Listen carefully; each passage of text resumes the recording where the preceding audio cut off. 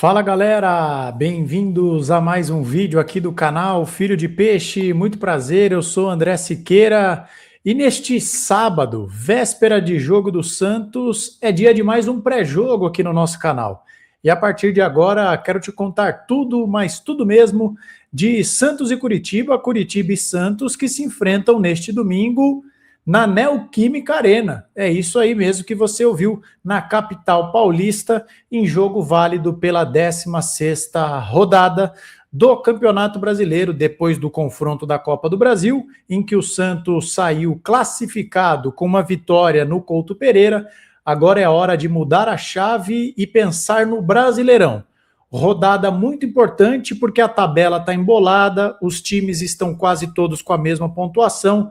Então agora é hora de ganhar para embalar.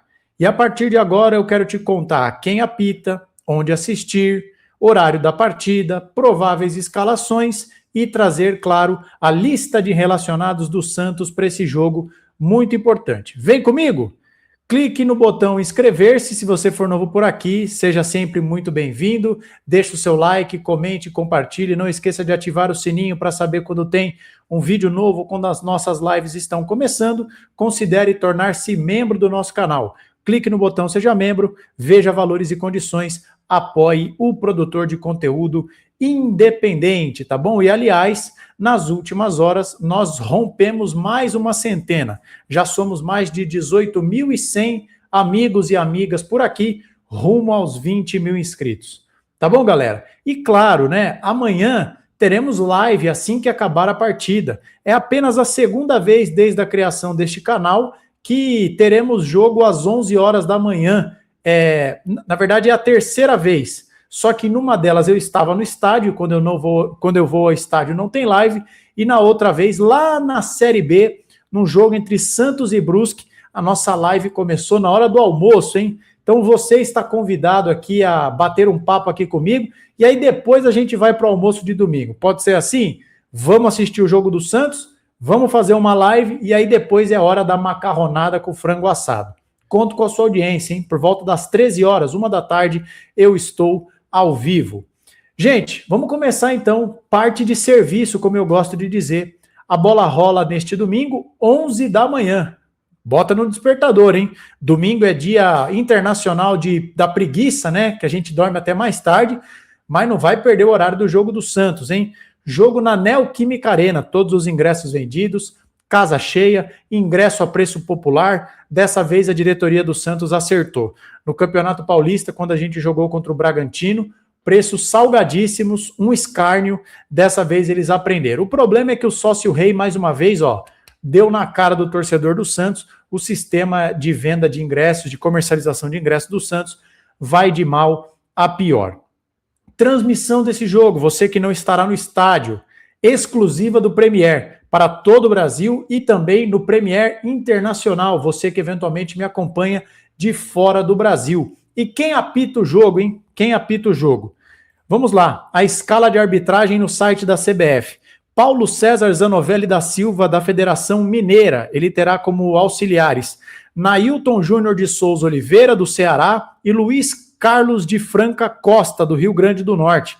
No VAR, nós teremos Wagner Riway, Jesus Cristinho, meu Deus do céu, esse é dos piores que nós temos, e admito também que o Paulo César Zanovelli não é dos meus árbitros favoritos, mas é isso que você precisa saber da escala de arbitragem. Situação de tabela. Olha só, quando a gente fala de um campeonato embolado, saiba você, meu amigo e minha amiga, que o que separa o 7º colocado do primeiro time na zona de rebaixamento são 3 pontos. O Bragantino tem 20 pontos e está na 7ª posição. O próprio Curitiba tem 20 pontos e está na 9ª posição. O Santos tem 18 e está em 15º. E o Grêmio, que é o primeiro time no Z4, tem 17. É por isso que eu disse que agora é hora de ganhar para embalar. O Santos, se vencer, vai a 21. Para começo de conversa, já passa o próprio Curitiba. Então esse é aquele famoso jogo de 6 pontos. E o Santos, olha, tem uma oportunidade de se distanciar bem da zona do rebaixamento. Porque com 21 pontos, olha outros jogos interessantes que nós temos na rodada. Mirassol e Galo, 6h30, daqui a pouquinho. Eu estou gravando esse vídeo, agora são 3h15 da tarde. O vídeo vai ao ar às 18 horas. Daqui a pouquinho começa Galo e Mirassol em Minas. Um empate, tá de ótimo tamanho. No mesmo horário tem Internacional e Vasco. O Vasco tem 20 pontos e o Inter tem 18.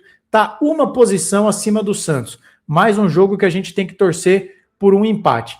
Tem também, 7 horas da noite, Fluminense e São Paulo, são times que estão no G4, um pouco distante do Santos, mas se der para empatar também é bom, porque aí esses times lá de cima não desgarram. Cruzeiro e Palmeiras na Arena Barueri, o Cruzeiro tem 19 pontos, portanto, o líder do campeonato, Palmeiras, se ganhar, caso o Santos vença, o Curitiba vai a 21, já passa o cabuloso. Amanhã, depois do jogo do Santos, tem um Botafogo e Corinthians, o Corinthians que está atrás do Santos. Temos também Bahia e Grêmio, o Grêmio está na zona, é o próximo adversário do Santos, então o Santos tem que ganhar e torcer para o Bahia, que é o 6º colocado, rouba ponto do time gaúcho. Bragantino e Vitória, o Bragantino tem 20 pontos, o Vitória tem 19, esse é aquele jogo que um empatezinho vai bem, porque se o Santos ganhar, o Vitória vai a 20, mas o Santos vai a 21, é mais um que o Santos passa, já são aí pelo menos 3 times que o Santos pode ultrapassar. E tem também o confronto entre Chapecoense e Remo, que são, respectivamente, o lanterna e o vice-lanterna da competição. O Remo tem 12, a Chape tem 9. Mesmo que o Santos tropece e que haja vencedor nesse jogo, nenhum deles passa ao Santos. Então, você já sabe tudo de onde assistir, horário, quem apita, transmissão e situação de tabela. É hora de você saber a lista de relacionados do Santos, que foi divulgada nas primeiras horas, né? Próximo da hora do almoço deste glorioso sábado. Então está aí na tela para vocês, ó.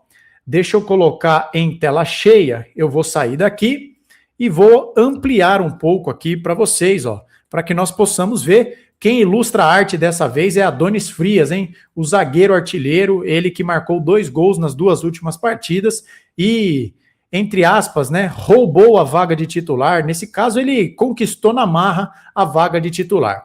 Vamos lá, por ordem numérica de camisa.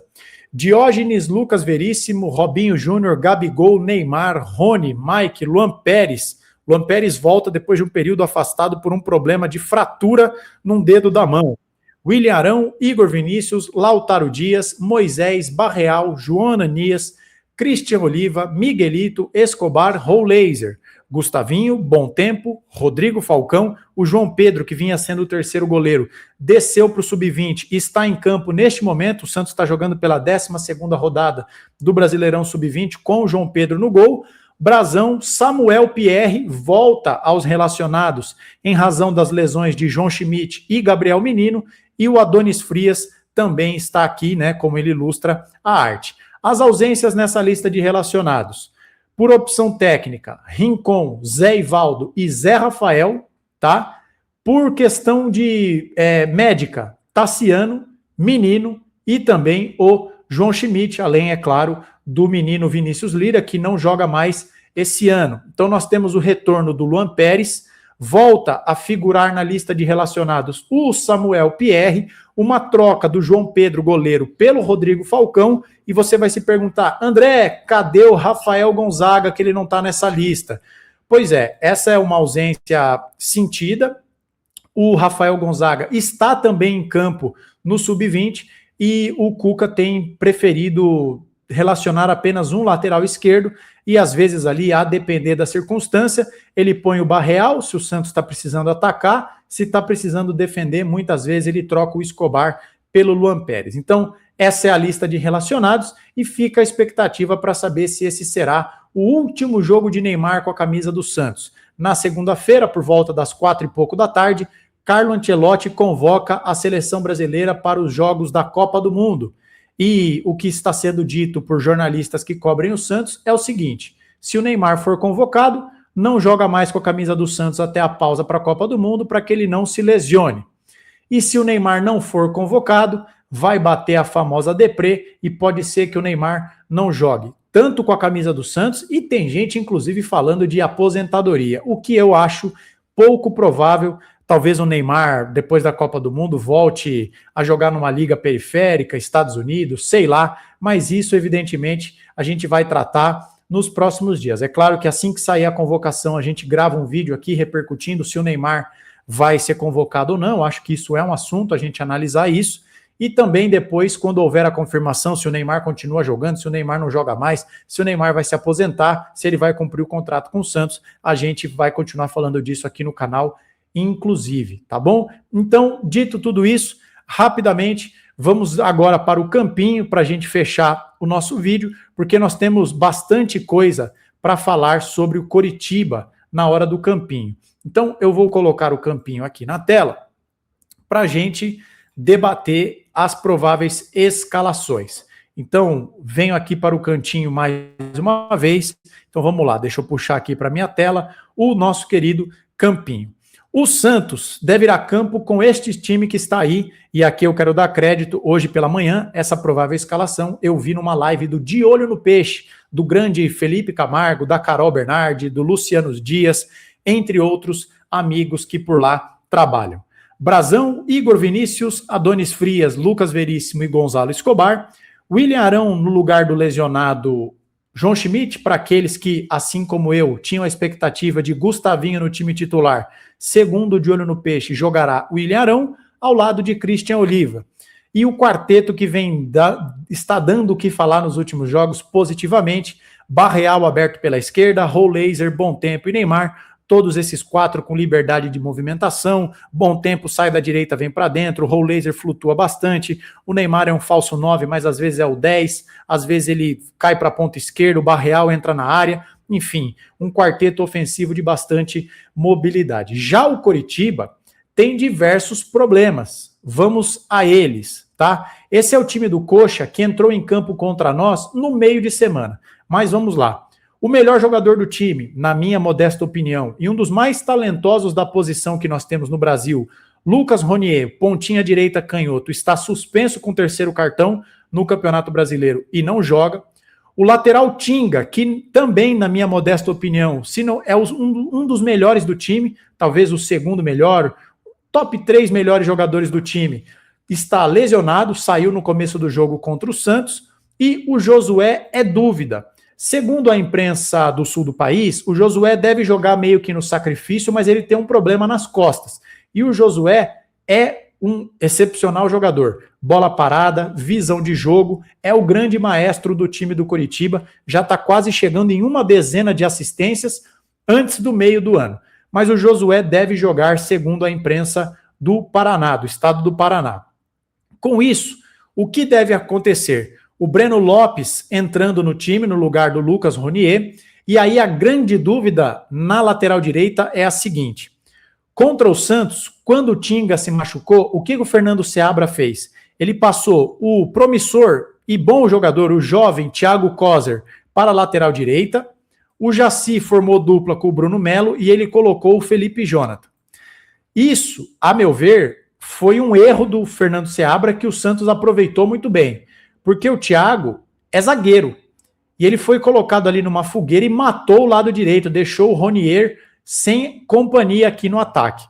Então, essa é uma possibilidade, o Coritiba jogar com Kozer, Jaci, Bruno Melo e Felipe Jonathan, mas existe a possibilidade, eu até esqueci de colocar o bonequinho do rapaz aqui, eu vou improvisar, mas eu não sei o número dele de camisa, que é o garoto da base, vocês me perdoem aí, torcedor do Coritiba, o garoto Taverna, tá? Que é da base e é lateral de ofício. A outra possibilidade seria que ele jogasse por aqui, o Felipe Jonathan sai do time, o Bruno Melo fica por aqui e o Jaci formando dupla com o Thiago Kozer. Dessa forma, o possível Coritiba que vem a campo nesse domingo na Neoquímica Arena teria Pedro Rangel, o Taverna ou o Kozer por aqui, o Jaci com o Bruno Melo e aí o Felipe Jonathan poderia pintar por aqui. Essas são as dúvidas. No meio de campo, Seba Gomes, o capitão do time ao lado do Vini Paulista, mais avançado Josué, o Lavega, o Breno Lopes e